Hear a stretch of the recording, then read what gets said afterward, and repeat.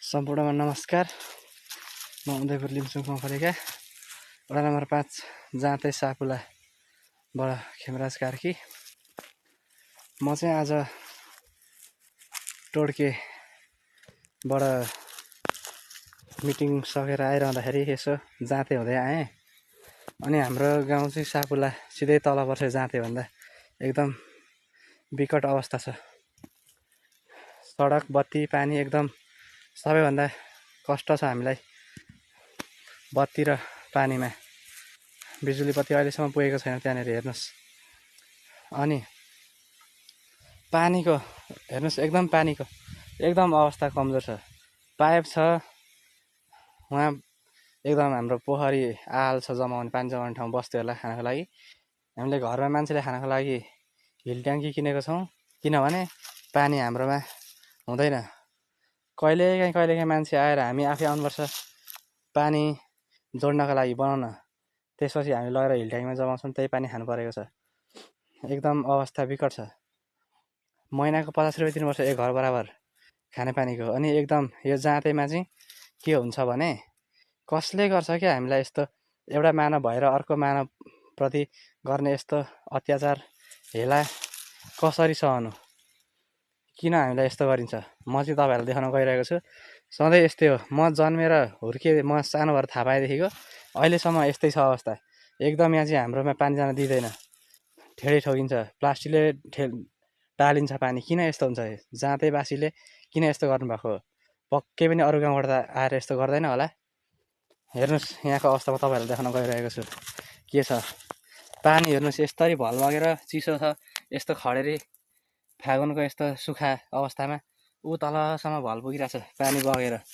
यहाँ आएर म अहिले भर्खर यो चाहिँ यहाँ जाँते विनोद दाईको पसलदेखि अलि मुनि यता तलपट्टि पर्छ यहाँ बाँसघारीभित्र आएर किन पानी आएन भनेर हेरेँ।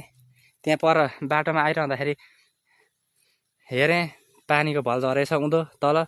अनि के भएछ त भनेर हेर्नु पर्यो भनेर आउँदाखेरि चाहिँ एकदम यस्तो छ। अनि प्लास्टिकले त टालिरहेछ, लिक हुन्छ छेउछेउबाट भनेर प्लास्टिकले टालेको हो क्यारे भनेर हेरेको त तपाईँको हेर्नुहोस् यहाँनिर खोलेर हेर्दाखेरि यस्तो छ। पानी जानुपर्ने ठाउँ यस्तो। हेर्नुहोस् यहाँ माथि पाइप यस्तरी यहाँ पहिले यो यस्तो थिएन। गसट पुरै यहाँ नम्बरी पाइप थियो। यो पहिलेदेखि नै काटिएपछि हामीले यसरी बाबाहरू आएर ठेडी लाउनु भयो, टोकरी लाउनु भयो। फेरि किन यस्तो गरिन्छ त? टुटफुट किन हुन्छ यस्तो? किन यस्तो गरिन्छ? यस्तरी टालिएको रहेछ कि यस्तरी टालेर प्लास्टिक लाएर यस्तो मजाले यताको मान्छेले छक्याउने झुक्याउने हो कि बाहिरबाट मान्छे आएर हेर्दा पनि परबाट आएर हेर्छ पानी गइरहेछ छेउबाट लिक हुन्छ प्लास्टिक लाएर भनेर जान्छ अनि छोडिदिन्छ।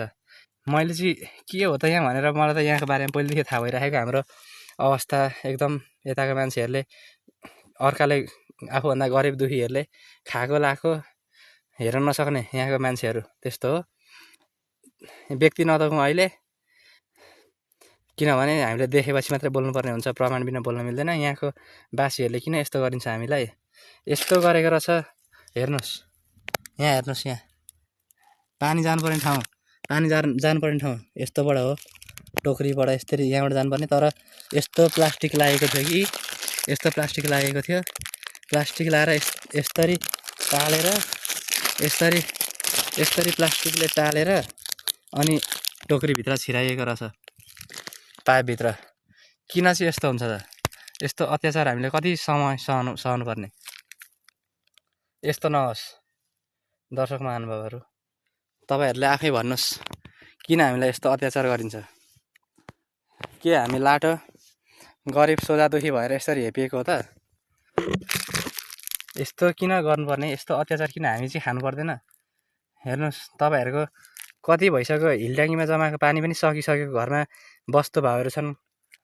सानो गाउँ छ हाम्रो, तर पनि पानी हामीले पनि खान पाउनुपर्छ। महिनाको 50 रुपियाँ तिर्नुपर्छ। बस्तीहरू भोकले उहाँ तिर्खाले बस्तीहरूलाई पानी छैन, मान्छेलाई पिउने पानीको एकदम अभाव। हामी कति दिनसम्म यस्तो पीडा सहनु पर्ने? हेर्नुहोस् किन चाहिँ यहाँको मान्छेहरूले यस्तो गरेको होला?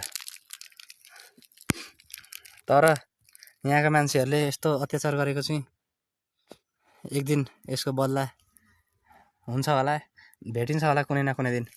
हेर्नुहोस् दर्शक महानुभावहरू, म चाहिँ अहिले खुस्काएर फालेर जान्छु।